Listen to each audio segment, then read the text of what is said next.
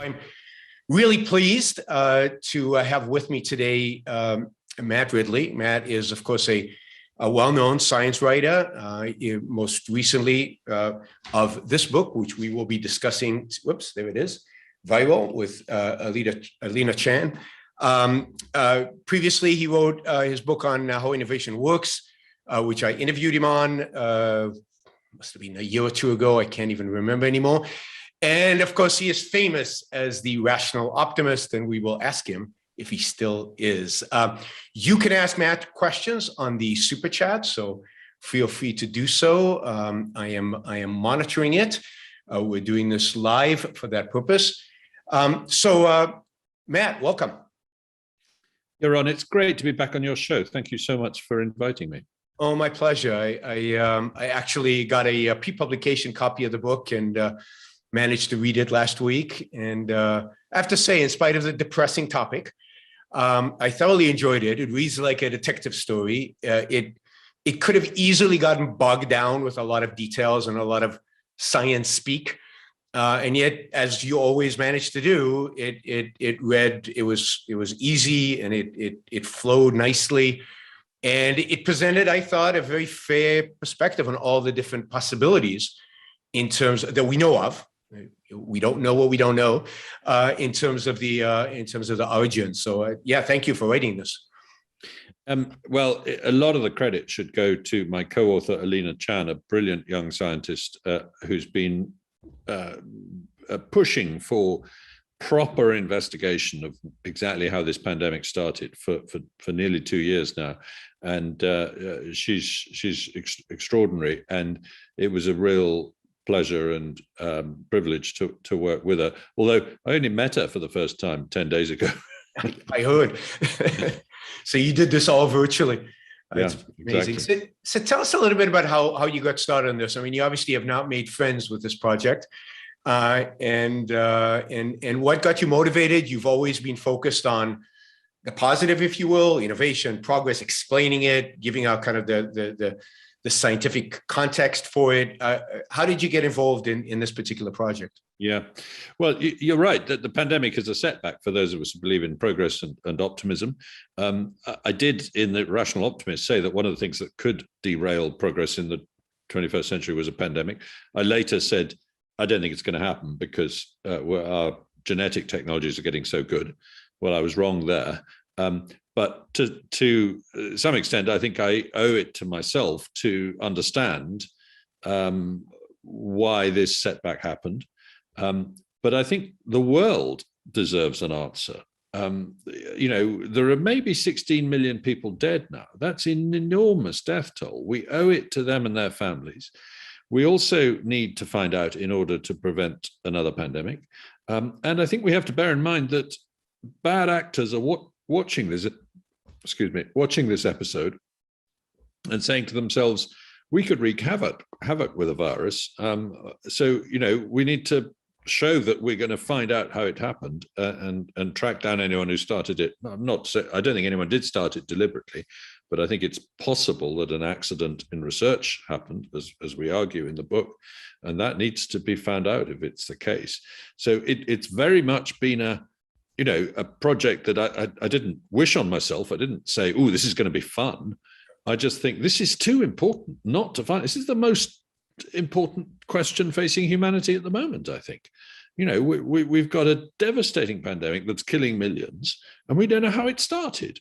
That's not good enough for me. I want to find out. I want to turn over every stone that might show an answer. What is the importance of how it started? So, what could we learn if we knew, whether it was a direct transmission from animal to human, or whether it came from a lab?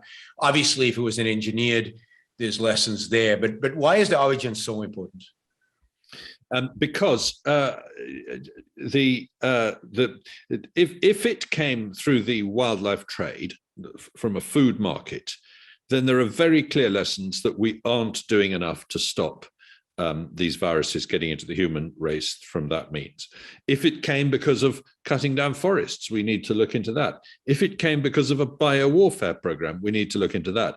If it came because of a laboratory accident during well-meaning scientific research, we need to to think again about how such research is regulated. Of those various possibilities, the ones that we think very clearly are still plausible, and the others really are not at all plausible. The ones that are plausible are that it was something to do with the wildlife food trade, or that it was an accident in a research laboratory. And the evidence for those two is what we examine at great length in the book. And we both started out thinking the wildlife trade was more likely, but the research-related accident couldn't be ruled out. We now think that the research-related accident is more likely. We lean towards that explanation. The more we found out, the weaker the food-related explanation has become, and the stronger the lab-related explanation has become. So obviously we can't go through the whole book and all the details that you provide there, but can you give us an outline of each one of those hypotheses, of each one of those possibilities, the food market, the natural, kind of a natural transmission, and the lab leak theory? Yeah. Well, in outline, many of the early cases in Wuhan were close to or associated with a market where food was for sale. It was called a seafood market. Most of it was seafood, but we also know that some wild animals were sold in that market. Not very many, but some. And that very much echoed what happened in the case of SARS, a very closely related virus that caused an epidemic in 2002-3 in southern China, much further south than Wuhan. And that was very quickly identified as having been started mainly among food handlers, among chefs and market traders, and was being caused by, they were picking it up from animals called palm civets and a number of other animals. And these animals had somehow acquired a bat virus. It became clear also that this was a virus from bats. So why not the same explanation? This time seems to make a lot of sense. There does seem to be a bit of a connection with the seafood market. The problem is that as time has gone by, they've tested animal after animal, and they've not been able to find a single one carrying this virus. 80,000 animals have now been tested in China. It shouldn't take 2 years to track this down. As for the early cases, China has simply not been forthcoming about what the professions of those people were, what their locations were, et cetera, et cetera. We don't have a good contact tracing pattern for the early cases. Now, either they've got one and they're not sharing it with us, or they haven't done the work properly, both of which are rather disturbing possibilities. Meanwhile, we have to look at another possibility, which is that Wuhan is not where these viruses live naturally. In the previous pandemic in Guangzhou, that is where these viruses live. Yeah. But lots of testing has been done on bats in and around Wuhan city, and they don't carry this virus. The virus lives 1,000 miles to the south in bats that live in that region, in Southeast Asia and southern China. So the question is how it got from there to there. And there isn't a very big wildlife trade to Wuhan, nothing like as big as there is to Guangdong province. But what there is a lot of scientists who go from Wuhan to southern China, sample bats for viruses, take the samples back to Wuhan, to a particular institute called the Wuhan Institute of Virology, which is the leading institute in the world for studying bat-borne SARS-like coronaviruses, and has published more papers on it than any other topic, has collected more samples, has a bigger database than any other. And at that lab, they do experiments with those viruses that include sequencing their genomes, altering their genomes, testing their infectious ability in human cells, testing them in humanized mice. We know that among the viruses they took to Wuhan were some that were very closely related to this virus. And we know they were sequencing one of those viruses in 2018, and they may have been looking at others, similar ones. So it's not unreasonable to say, are you sure there wasn't an accident? Now, the response from the Chinese lab has been said, we've looked into it, we don't think there was an accident. In 2003-4, SARS infected researchers at least 4 times, twice in Beijing, once in Taiwan, once in Singapore. And in 3 of those cases, nobody knew how it happened. All they knew was that a researcher working on SARS in the lab caught SARS. And since there's no SARS in the community, the only way they could have caught it was in the lab. So, and this virus is far more infectious than SARS. It's far easier to catch. So if it was in a laboratory, a researcher would be almost bound to have picked it up. And he might have thought he was just suffering from a cold, because one of the worrying features of this virus is that it is so mild in younger people that they wouldn't make a big deal out of it. And the intelligence community tells us that 3 researchers from that institute were hospitalized with what sound very like symptoms of this disease in November 2019, which is about the right time period. Now, I can't independently confirm that. I don't have security clearance to know what the source of that information is. But it you know, that in the end, a bat-borne SARS-like virus causes a pandemic, starting in a city which has the biggest research program on bat-borne SARS-like coronaviruses. That deserves our attention. And those who say, don't be ridiculous, of course it was something to do with the food market, even though we found no infected animals, I'm sorry, they're not being responsible. So a lot of people say, you know, this lab was the most secure lab, right? Category 4, whatever they call it. And the probability of something escaping from category 4 is very low. But one of the things you document in the book is that they weren't doing their SARS research or their bat virus research in that particular lab. Correct. The only category 4, which is the highest security level lab in China, is at the Wuhan Institute of Virology. It opened its doors a couple of years ago. It was built with the collaboration of the French. But that's not the lab they've been doing this work in. They've been doing this work in biosecurity level 3 for the humanized mice experiments and biosecurity level 2 for the human cell experiments. Now, 2 is nothing really more than make sure you're wearing gloves. I mean, you might not even have to wear a mask or goggles in biosecurity level 2. And that's fine if you're working with a virus that you know can't infect humans, which is probably what they thought about most of these bat viruses. But they were looking for bat viruses that had the capability of infecting humans. That's why they were looking. So it does seem odd to have been doing those experiments at biosecurity level 2. And experienced researchers, the most experienced coronavirus researcher of all, Ralph Barrick, is among those who've said that doesn't sound right. They should have been doing this work at a higher security level.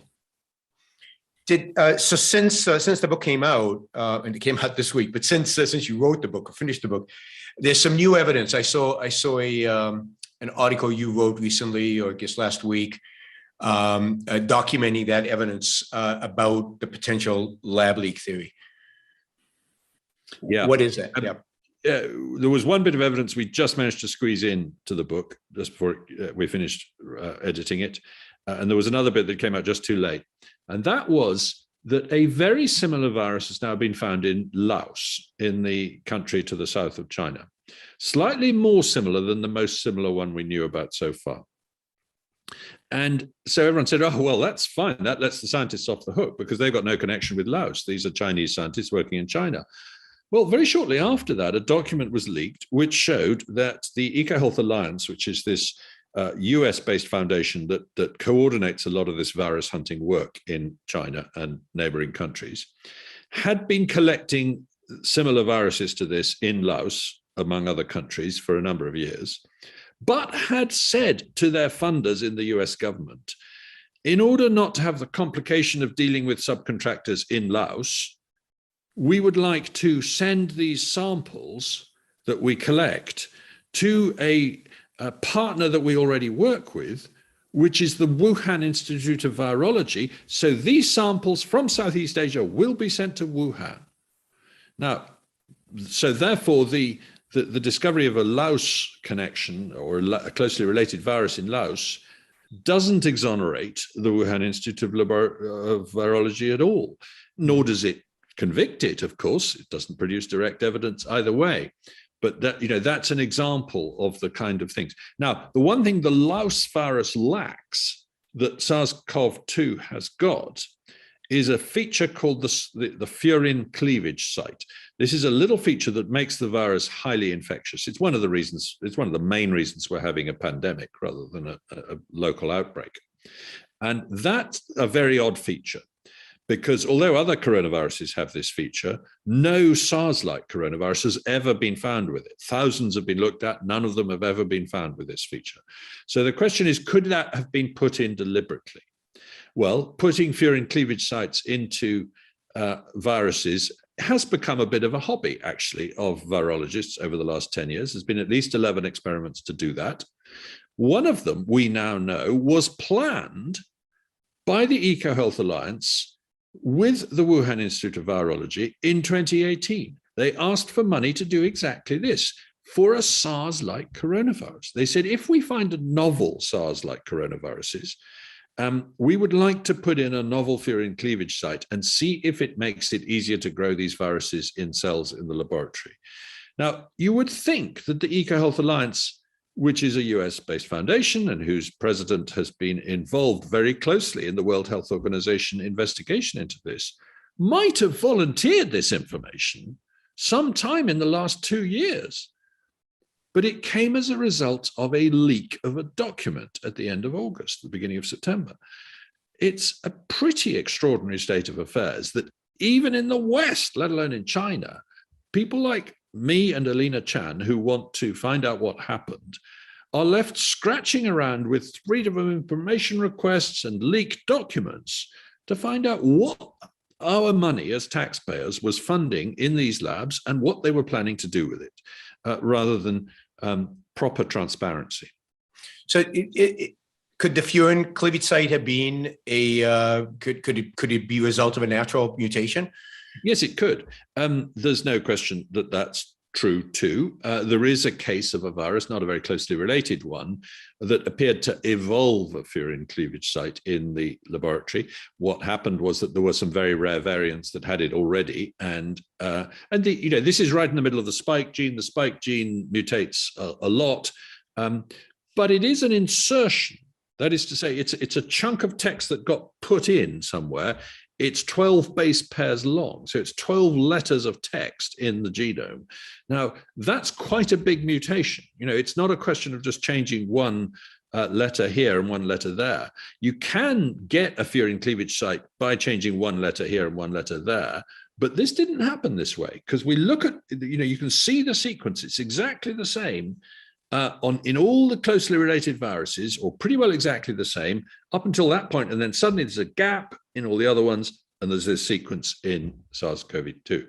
So, and by the way, you could put such things in without leaving any trace. I mean, genetic engineering of a seamless kind has become routine these days. So, to what extent? What would somebody who thought this was a natural occurrence, what would they say to counter that, right? I mean, it would be, this is not obviously definitive proof that this was tinkered with. Completely right. There is no definitive dispositive proof either way. All we need is an infected animal from before the outbreak, and suddenly the story changes, or a laboratory experiment report that shows that this experiment was done. Either of those things would be dispositive. We haven't got either of those things. The thing that, go ahead. Yeah, well, I was just going to say what Christian Andersen said about the furin cleavage site when it was first raised as an issue was, don't worry, we'll soon find relatives out there in the wild that have this.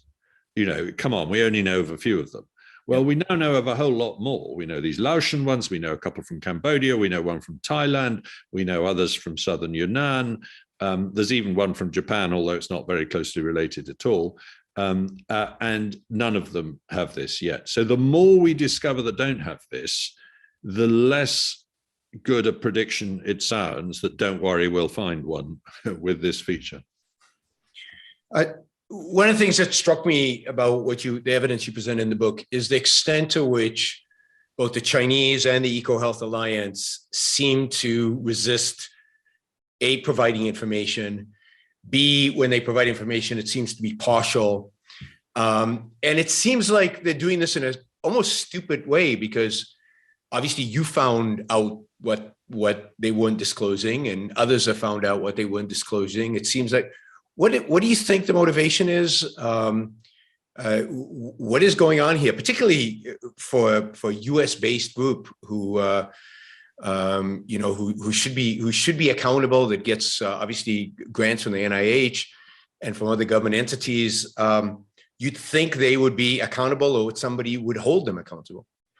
Well, it would be pretty devastating for their reputation, for their funding and everything. And I understand that. Just imagine, the purpose of the work they were doing was to avert the next pandemic. That was the job. They said, give us lots of money and we will go out there and sample viruses from bats all across southern China and Southeast Asia. And we will find the ones that threaten to start a pandemic because they're on the brink of being able to infect human beings. And that will be very useful, because then we'll be able to test for them. We'll be able to tell you when an outbreak is happening that can turn into a pandemic. We'll be able to stop it in its tracks. Now, at the very least, that project failed. It did not predict or prevent this pandemic, okay? At the worst, it may have caused this pandemic. And that is something that is simply unthinkable to these people. It's not impossible that it happened, but it is unthinkable. They don't want to think it. And I understand that. But it's not our job to worry about how they feel about it. Our job is to find out what happened. But you would think that they know, right? At least the Chinese know one way or the other what causes. Somebody knows. If three people in the lab got sick in November, if that's true, then somebody knows that. If they had been working on a virus and doing these gain of function research, we'll talk about that in a minute, then they would know that they had done that research and were trying to tinker with it. But we're getting nothing. Well, there's a database with 22,000 entries in it, 15,000 of them from bats. These are samples and sequences of viruses, mainly collected from bats over several years. It exists at the Wuhan Institute of Virology. It was accessible online, although some of it was password protected, until the 12th of September 2019. And at 2 a.m. on that date, it went offline. And it's never been accessible since. Now, the purpose of that database, as I say, was to give us a bank of information that would help us in the event of a pandemic. Well, which pandemic are they waiting for to bring that back online and tell us? Now, when you ask Peter Daszak, the president of the EcoHealth Alliance, whether he has asked his close colleague and friend, Shizheng Li of the Wuhan Institute of Virology, to release that database, he says, oh, I haven't asked her for that, but I know what's in it and it's of no relevance. And then all the more reason to release it. If it proves that there was no virus in that database that is at all closely related to SARS-CoV-2, fine, show us it. What are you waiting for? Is it because you want patents on the diagnostic tests for future viruses or something? It is extraordinary. Now, I should add at this point, we found that with some very honorable exceptions, mainstream scientists, mainstream journalists, and even mainstream intelligence agents are not much help to us. The people who've been most help to us are open source analysts, amateur internet sleuths who know how to research the obscure corners of the web to find Chinese documents, theses, databases, research reports, grant proposals. And these guys are extraordinary. There's a guy called the Seeker in India who came up with some incredibly useful information. There's a Spaniard called Francisco de Ribera in Madrid who just simply ended up creating an enormous spreadsheet on which every serial number of every virus that he could track down, what information was had about it, and it was a very useful bit of work, etc. But no thanks, as I say, to official sources. I mean, these guys are, both those people I've mentioned are, they're kind of working in their basements in their spare time. To me, It's to me a- that was stunning. The fact that yes, the work that these guys are doing should be what journalists are doing, and we certainly should have scientists involved in this. And it really shows the power of the internet. You couldn't have done this 20 years ago. You would That's have never right. known. And the power of this connection, this connected world we live in. As you said, the people in all kinds of countries sharing information, digging through the web, discovering things, bringing it to the forefront. What did you have to do in order to verify that the documents were real? I mean, because it is a mess out there. We all know there are lots of crazy conspiracy theories. I think I initially responded negatively to the lab leak theory, primarily because of where it was coming from. Places where lots of people dealt with conspiracy theories. How do you separate what is a conspiracy and what appears real? Absolutely. Well, this has been a really tough thing for us to do, and there've been many times when Alina Chan and I have said, "Can we trust this document? Do we think it's real? What can we do to find out whether it is real?" And right at the end of finishing our book, we had this problem with this so-called diffuse proposal, which was the one in which the proposal to put the furin cleavage site into a SARS-like coronavirus was proposed. And we did everything we could to independently verify this, and we ended up 99.99% convinced that it's not a fake document. And effectively it has been confirmed by EcoHealth Alliance and we managed to get sources within the Pentagon actually to verify it. So sometimes things like that have helped us. But it's also been very helpful. Alina speaks and reads Chinese. So we're not relying on translations of documents. That's quite important. And in the case of the theses dug up by the seeker, you can go and look at these databases where he found them, and for a while they were still there. Of course, within a few days they'd gone, but it was possible to. And actually, one of the main things that happened, a whole bunch of stuff was worked out by the seeker, Rosana Segreto, Francisco Ribera, and this was still speculative. And then the Wuhan Institute of Virology published an addendum to their paper, which effectively confirmed a bunch of stuff. They gave a number for how many viruses they had collected in one particular location. It was 1,322. Francisco had by then worked out several months before that they had 1,320 viruses from that location. Wow. So he wasn't far out. And he's not a biologist. Maybe he is, but the seeker's not. No, the seeker's not. Francisco's not. Rosana Segreto is. She's a genomic scientist. She's a professional scientist. Some of these guys are. Yuri Degin, who's an incredibly important figure in this, is a Russian biotech entrepreneur. Francisco is basically a technology consultant. Gilles Demeneuf, another guy who's been very important, New Zealand-based guy, is basically a data scientist. So they're good at digging stuff into the dark corners of the web and finding what databases. What the seeker said to us was, I just know how to make search engines work for me. I wish I had that skill. Exactly. Me too. So I want to talk a little bit about gain of function research. If you could tell us what that is, and then give us the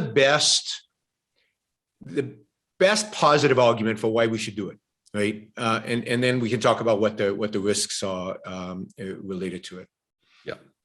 Well, there was a big debate in 2014, 2015 over something called gain of function research. And it blew up for two reasons. One, because of a couple of experiments done on influenza, done very responsibly in very careful conditions in a very safe way.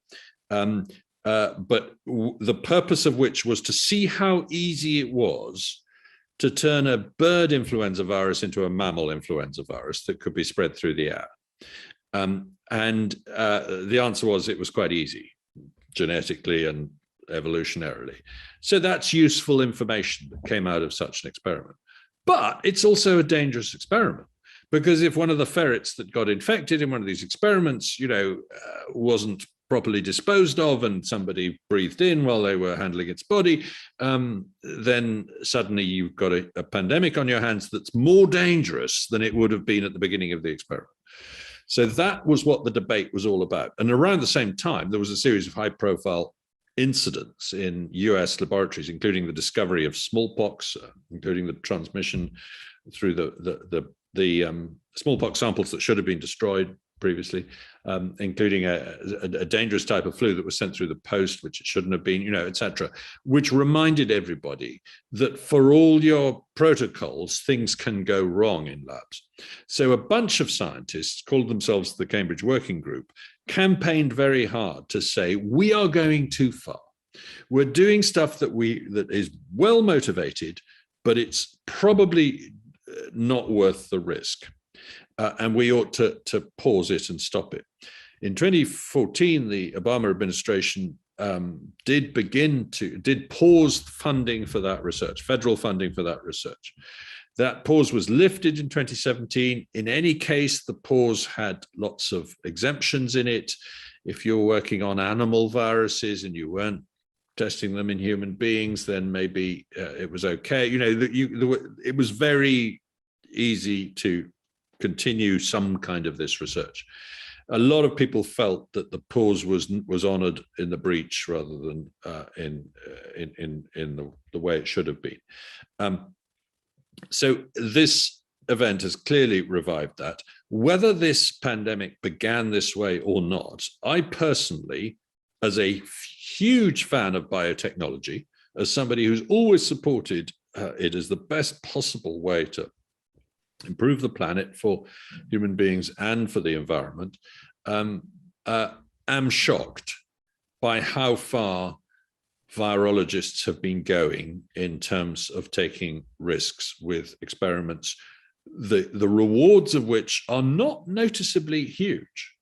Yes, it's helped to know how easy a virus could turn into a pandemic. But is it worth risking starting a pandemic while doing that? I don't think it is. So if this debate continues, even after the discovery that this pandemic actually had nothing to do with such research, which is possible, I will be among those calling for greater precautions around this research. Is there anything to be said that this could advance discovering cures, vaccines, ways in which to handle pandemics much better in the future? Is there, yes, there is an argument like that to be made? Yeah, and related specifically to this work on SARS-like viruses, there was a debate between two groups of virologists just a couple of years ago, in which one group said, look, I think there are better ways of preparing for a pandemic than this. We're not convinced that that is actually the best way of preparing for a pandemic. How about we do more testing in human beings? We do, we work on making vaccines easier to develop, etc. But the other group said, well, actually, no, because one of the things we're doing is that we think we can come up with a pan-coronavirus vaccine. Yep. That will enable us to vaccinate everybody against any kind of coronavirus pandemic. And that would be a wonderful thing. And we deserve the Nobel Prize for getting that sort of thing. And actually, it's not a bad ambition to have. But, I say again, they didn't achieve that. Yep. Some of the ideas they came up with were also a little bit wacky. They were talking about spraying a mist into caves of a vaccine, which they hadn't yet invented, that would immunize the bats against these viruses. They were talking about developing an app that soldiers could have on their phones, alerting them to the proximity of disease-carrying bats. Well, I can't believe that's really a priority for the Pentagon. Yeah. I always worry about these things anytime we put limits on scientists, and I know you do too, because your whole point about ideas having sex, well, they have to meet and they have to generate more ideas. But it does seem like this is one of those cases where the downsides are so significant, and the upside, at least seemingly, are limited. Well, one of the things that worries me is the degree to which this will reinforce the concerns of an anti-science movement. Yeah, so that was my next question. Yes, people who are anti-GMOs, quite a lot of these freedom of information requests are being driven by what for me are uncomfortable bedfellows, people who are campaigning against GMOs and things like that. So yeah, that was going to be my next question is, what do you think? I mean, not just the origins, but just the whole COVID phenomena, the way we responded, the way different governments responded, the way this has become tribal and political. Do you worry about people's attitudes towards science, towards progress, towards innovation as we move here into the future? I do. Let's not forget that the development of the vaccines was a triumph for science, a triumph for technology, a triumph for knowledge. The work on messenger RNA technology that led to these rapid vaccine developments has been going on for 20, 30 years. It was a fairly neglected field, but it's now shown what we can do. And I think the result is that from now on, we will be able to turn on a new vaccine for a new threat much quicker than we'd been able to do before. That's a thrilling prospect. And if you look at vaccine development before the pandemic, it was a terribly slow business still. Yep. If anything, it was taking longer than it used to. And I dug out complaints from people in this field from 2019 saying, before the pandemic began, saying, I'm sorry, but we really got to get better at producing vaccines. And an organization called the Coalition for Epidemic Preparedness Innovation, backed by people like the Gates Foundation and the Wellcome Trust, was starting work from 2017 saying, we've got to get quicker at making vaccines because otherwise we're going to be taken by surprise by a pandemic. It didn't get going soon enough, but I do think that out of this pandemic, such stuff will come. But also out of this pandemic will come a lot of people who have lost respect for scientists, either because they're anti-vax, and I'm pro-vax myself, but I do worry that making vaccines compulsory tends to cause, tends to backfire, and also the model, the scientific modelers who told us with absolute certainty that there was going to be a spike next month, or there was, we needed to lock down now. And in the UK, we were told if we ended all restrictions in July, there would be a catastrophic number of deaths by September, October. We've had nothing like that. So I do think modeling, scientific modeling, which is a branch of science I've had it in for a number of years, deserves a good critical look after this pandemic. But I worry that if I say things like that, other people will say, so we can ignore all science, and I worry about bad scientific practice dragging down the reputation of all science. And what's happened in the US, but I think this happened in the UK as well, is the scientists got involved in politics. And you couldn't separate them. And, Fauci is now a political figure. He's not a scientist anymore. And no matter what you think about Fauci, much of the debate is couched in politics. And I think the same thing happened in the UK, where all these scientists from Oxford and elsewhere, which does bring us to, I know people are curious, what's your opinion of Fauci, but in particular with respect to, this gain of function research and the lab leak. I know he's had some exchanges with Senator Rand Paul over this. Do you have any opinion about what he knows, what he's hiding, or is he really clueless as he claims to be? Well, I try and stay out of that particular one for two reasons. One, because it's, as you say, a US political row. I'm not US based. I'm not close enough to decide who's right and who's wrong. And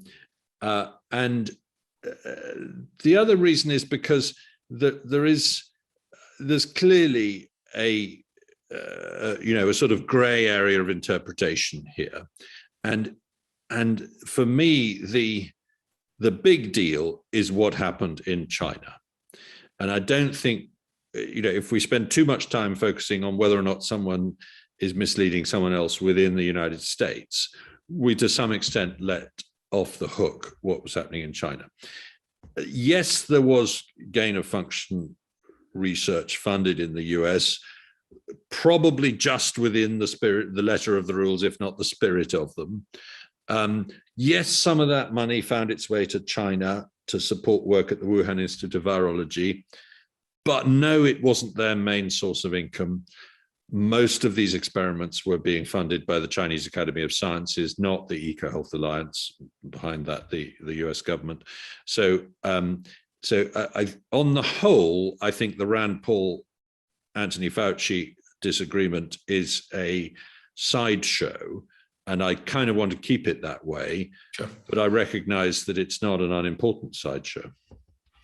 So somebody's asking about one of the other hypotheses that were presented by the Chinese, which they really promoted, which was the frozen food scenario, which you cover in the book. So is that even a possibility? And then, if not, what is the most plausible case for a direct animal to human transmission? What would the Chinese argue is the most likely scenario? Right. Just think through. Let's remember that in February we were confronted with a press conference jointly from the World Health Organization and the Chinese scientists saying, we've looked into this, and our conclusion, which we've all signed up to, is that a frozen food import origin for this virus is quite likely, and a laboratory accident origin is very unlikely. So they were deliberately saying one is much more likely than the other. Just think that through for a moment. First of all, there's no evidence at all. There's no individual piece of frozen food that had the virus on it. Secondly, are you saying that somewhere in southern China, there's a hog badger farm where he farms hog badgers, which happens, and he chops them up and freezes them and ships them off to markets all over China? Most of them go to Guangdong province, but a few go north to Wuhan.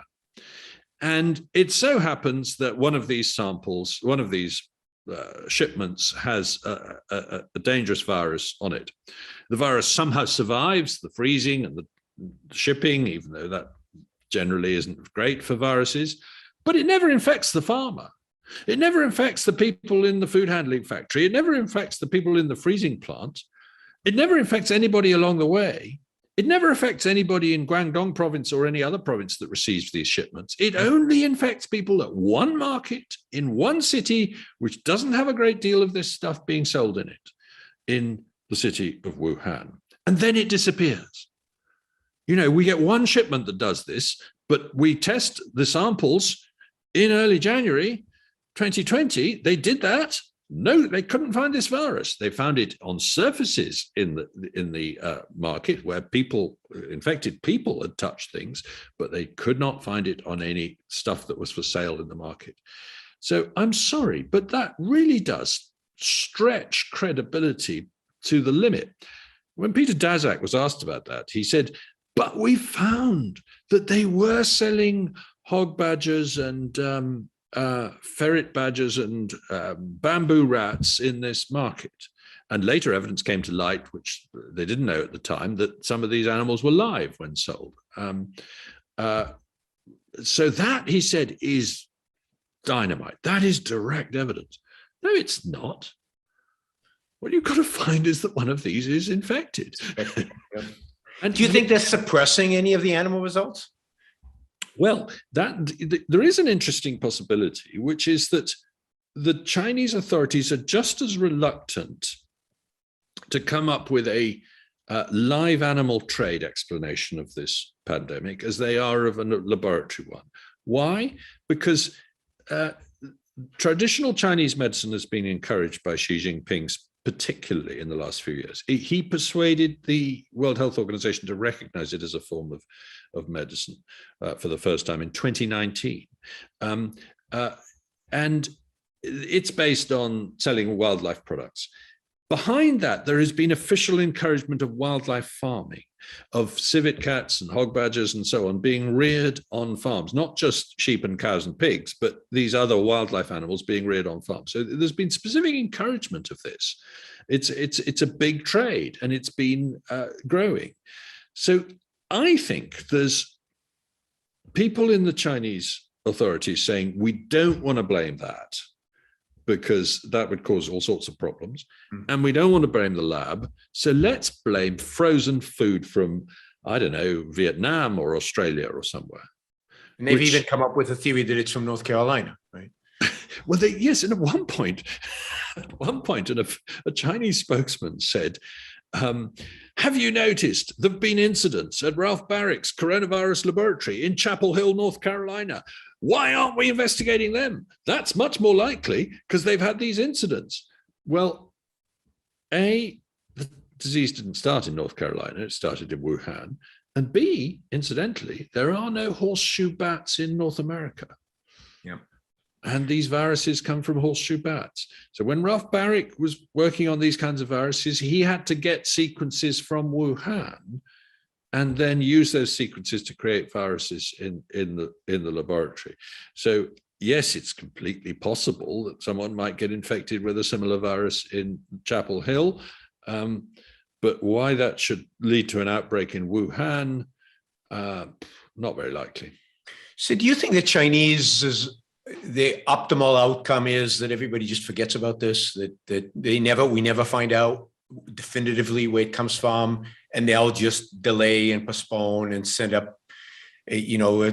in all kinds of directions to avoid finding the source? Is that what's motivating them at this point?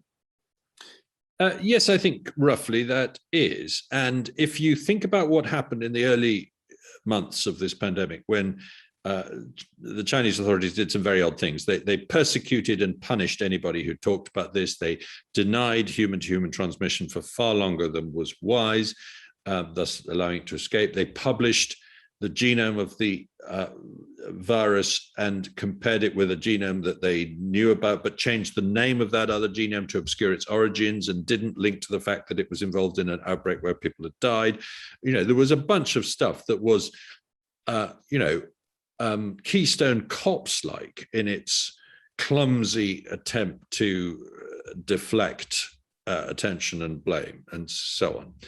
And I think it's important to remember that at that time, they didn't expect this to turn into a global pandemic with the kind of attention that it's had.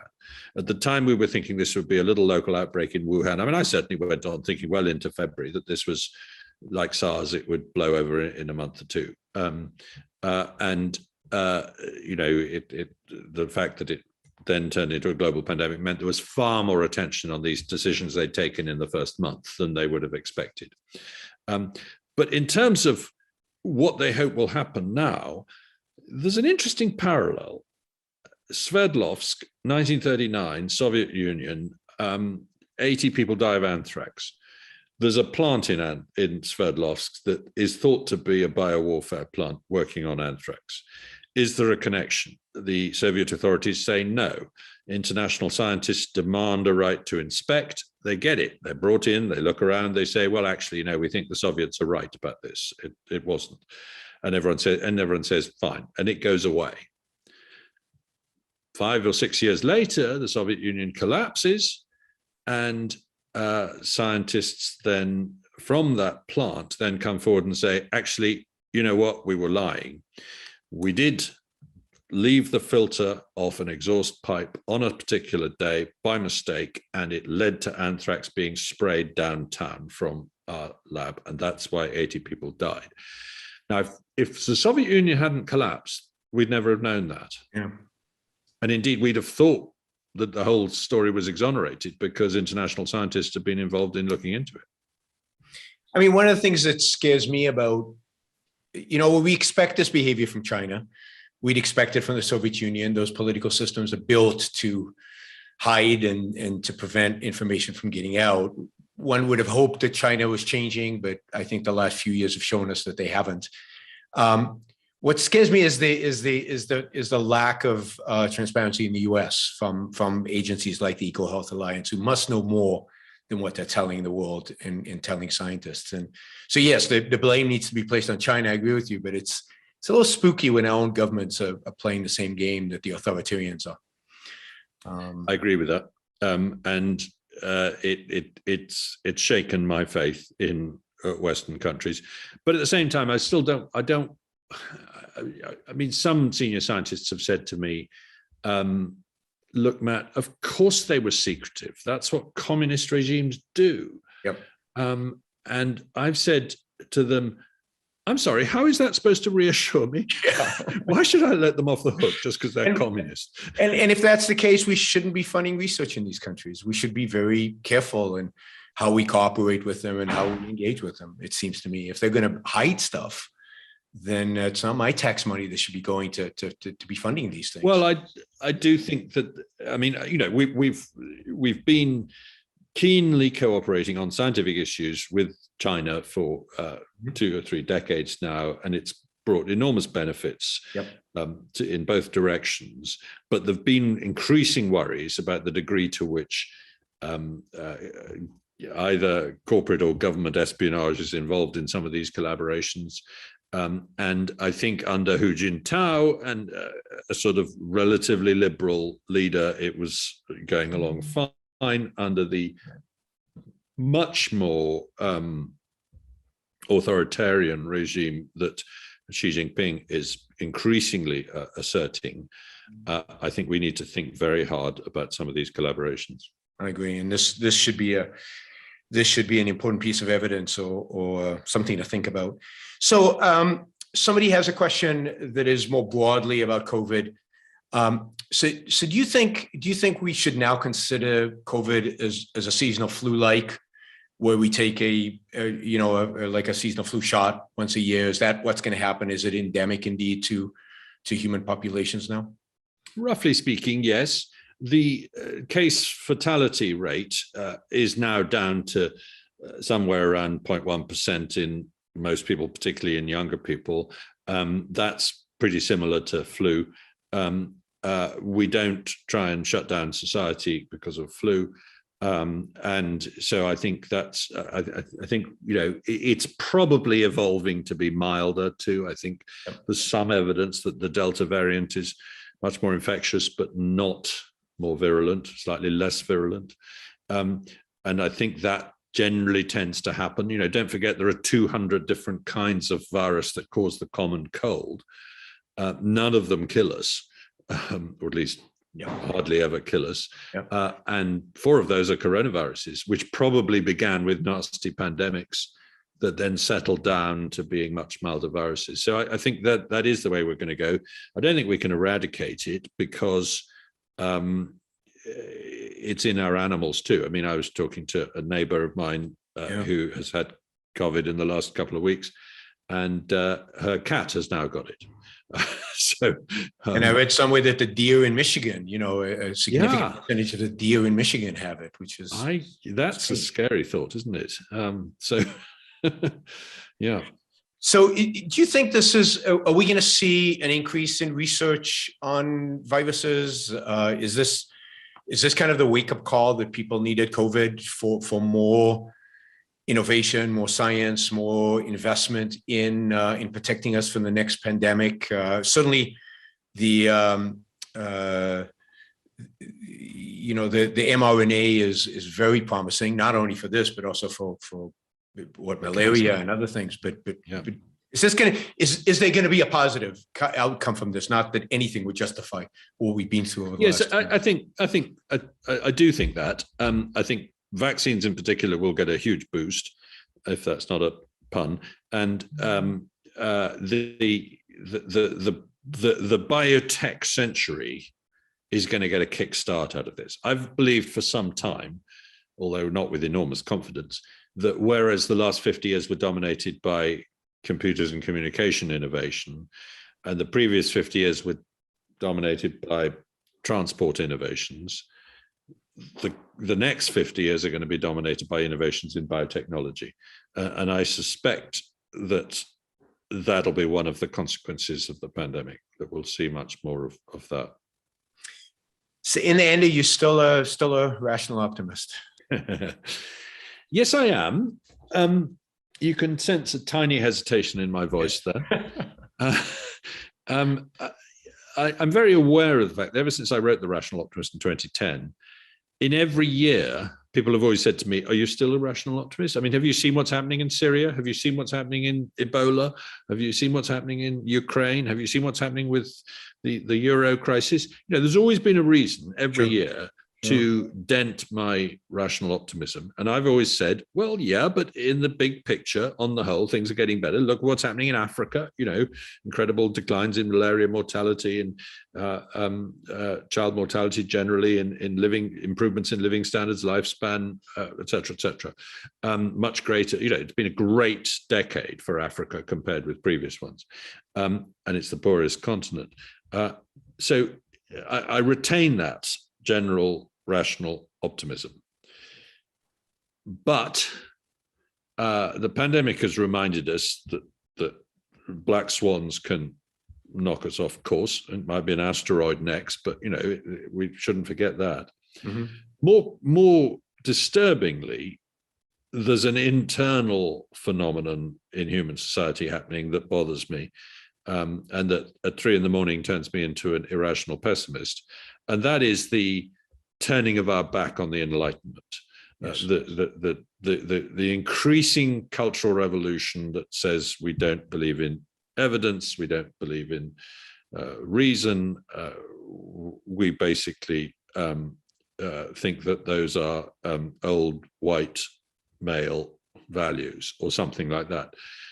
I don't know how far that could go. Look at what happened in Cambodia or in China in the Cultural Revolution. That was under an authoritarian regime. I'd like to think that in a free society, we'll always be able to rebel against too much cultural despotism, if I could put it that way. But I have my moments of doubt these days. I think we all do. Yes, and part of the turn against the Enlightenment is the turn towards more authoritarianism. It goes hand in hand.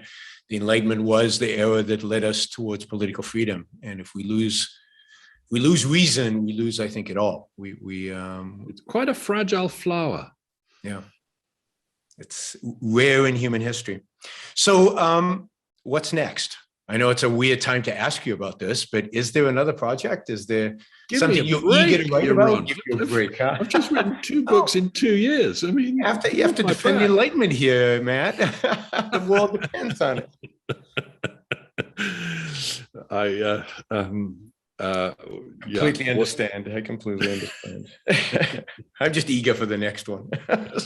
Thank you so much. Yeah, well, absolutely. I did want to ask you this, and I don't know if you have a minute just to say something about this. There was a touching piece in the book about the kind of the heroes in China who, and this is kind of to counter the authoritarian nature of the regime, which we know is very evil and a lot of bad things. But there were some people, Chinese citizens, who risked their lives and risked their freedom early on in the pandemic to warn us. And I wonder if you could just say a few things about that, and then I'll let you go. Completely, yeah. Thank you for that opportunity, because we're not picking a fight with the Chinese people here. Quite the reverse. They've suffered terribly in this, and most Chinese people are simply wonderful people. And early in the pandemic in particular, there were a bunch of people who tried to get information out to the outside world about what was happening, spoke very openly and at huge risk to themselves, and then were either disappeared or reprimanded or fired or so-called rectified in really unpleasant ways. And this is a huge reminder of the fact that, just as the Soviet Union collapsed and we discovered that actually its people did want to be free after all, despite what we'd been told, the same is true of China, that there are good people doing good work, trying to help and freely communicate with the rest of the world, and they are the really unsung heroes here. And I hope, by the way, that among them are people who are thinking of ways of blowing the whistle and coming out to the West and telling us a lot of what happened. I mean, one or two people have already done that, but not from right in the heart of this story. And Alina makes this point very well again and again. We've got to look after such people if they do come out. At the moment, there's not a lot of incentive. You get a couple of interviews on Fox News and then you're kind of tossed aside. I think we've got to make it clear that such people are welcome in the West, and we would like to hear from them. Yeah, it sounds like that is maybe the only way we will find out what actually happened. Somebody knows. Yep. Thank you, Matt. I really appreciate this. This was a lot of fun. I've enjoyed the conversation. Thank you. Good, good. Hopefully next time it'll be on something more positive and invigorating, but we need to cover these stories. We need to cover all these stories as well. Thank you all for listening today. Really appreciate your support. Don't forget, ingenuism.com. You can subscribe to the Substack. Don't forget to share the video, to like the video, to do all the things you know how to do on social media. Let's get word about Matt's new book, Viral, The Search for the Origins of, there we go, of COVID-19. Let's get it out there and get it sold. Thanks, Matt. Hope to catch up with you in London one of these days. Please look me up when you get the chance. Good. Bye.